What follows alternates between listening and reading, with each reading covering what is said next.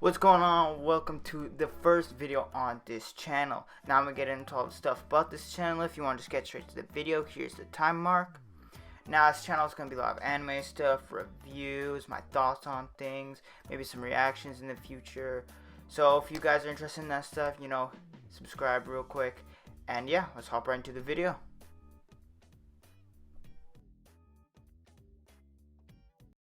My Hero Academia, arguably the most popular anime amongst the masses, and it's average. Now hear me out, let me explain myself before you jump on my back. I actually really enjoy My Hero.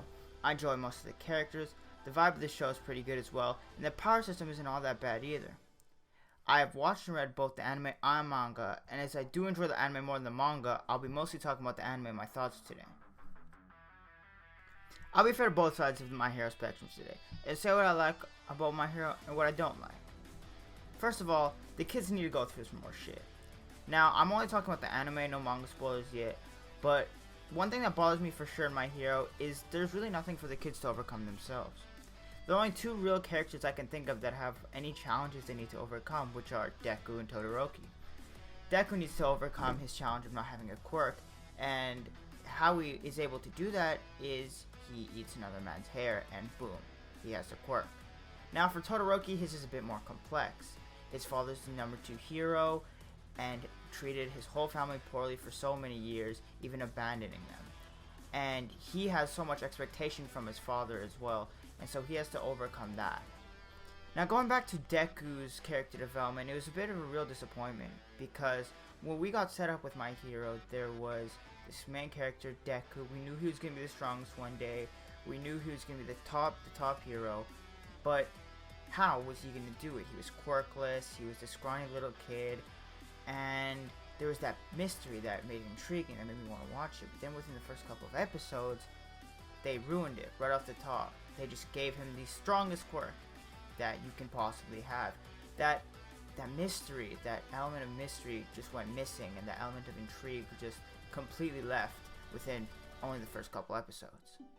Now, even if we could compare this to other shonen like Naruto, for example, like even within like 500 episodes into Naruto, when we were introduced to characters like Pain, like Madara, there was still this element of, oh, how can he beat this guy? How can he overtake him? When Madara landed on the Shinobi Alliance and wiped everyone out, everyone was thinking, how is Naruto going to reach this level? And essentially, we always backed Naruto throughout the series because he had a tail beast. We were like, okay, if he starts to lose, Kurama will take over and he'll most likely win the fight. But even we were bamboozled in how he'd reach those two level. It's essentially like if they gave Naruto the Rinnegan within the first 5 episodes of Naruto. If it was, say, Yahiko's story, it wouldn't be that intriguing because they had the most powerful weapon. Another issue I have with My Hero, which I do with many shonen, is the predictable fights. And a lot of the times, power friendship will take over and shit like that no one's really a big fan of. But My Hero takes it to a whole new level. And my key topic is Deku vs. Muscular. Now, this is a fight Deku never should have won. He was outmatched in speed, physicality, strength, his quirk was worse, there was no reason why Deku should have won that fight, but because he wanted to protect the kid so badly, he won. Now, I get that happens sometimes in shonen, but this was a mismatch. This was like if Naruto fought Pain and Base. It was no way that Deku should have won this fight, but he did, and there's a lot of those times where these kids shouldn't be doing as well as they are, to the point where it's not even just improbable, it is impossible. My last criticism of My Hero is the fights themselves. Now, I'm actually not that big of a fan of the fights. There's not great hand-to-hand, the quirks sometimes don't match up well against each other, and sometimes their big spectacles fall short. Even a series like Boruto, where the big spectacle was the Naruto and Sasuke fight. It was amazing, the animation was great, the hand-to-hand was great, the use of their abilities was great, and Boruto is a much worse series than My Hero. But when it came to their big spectacle, which was All Might versus All For One, it was a lackluster fight. It consisted of a couple back and forth punches, some yelling and shit, but that's all there really was to it. there was emotion behind it, sure, but the fight itself was really, really dull, and it was a big disappointment for sure. Now onto this shit I actually fuck with about My Hero. So first up, I actually do like some of the fights, even though less than 5 seconds ago I said I hated them. But they do have some really great fights, and my favorite fight in My Hero, which is probably most people's favorites, is Deku against Todoroki in the tournament arc. Now this fight was great for so many different reasons. The animation was fire, the build-up was great, and the fight itself was amazing.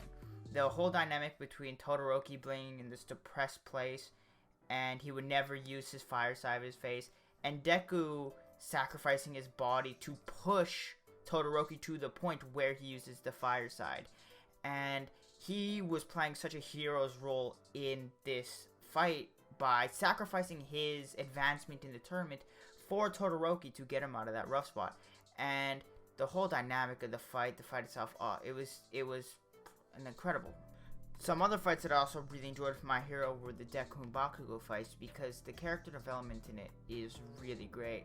You see their first fight during the exams, they completely hate each other, they don't respect each other at all. Deku is simping for Bakugo, and Bakugo just sees Deku as this nobody, this non-threat.